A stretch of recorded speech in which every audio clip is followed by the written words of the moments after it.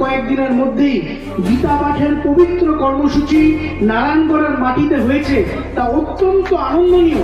এবং আমি আশা করব এই সংগঠন আগামী দিনে যতবার নিজেদেরকে সমাজসেবার কাজে নিয়োজিত করবে, পবিত্র গীতা পাঠের কর্মসূচিও তখনই হবে। সর্বোপরি আমি মনে করি গ্রাম বাংলা 12 মাসে 13 পার্বণ আয়োজন করার জন্য আমরা বিখ্যাত।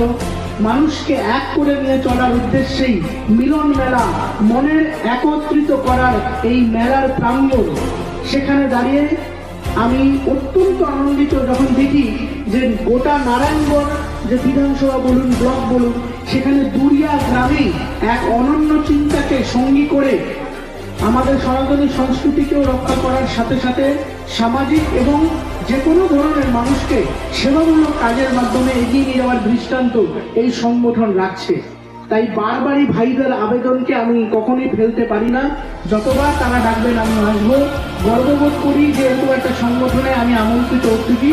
আর আপনাদেরও কথা দিচ্ছি, যতবার আপনাদের প্রয়োজন পড়বে নিজের সীমিত সাধ্যের মধ্যে আগামী দিনও আসবো। ধন্যবাদ।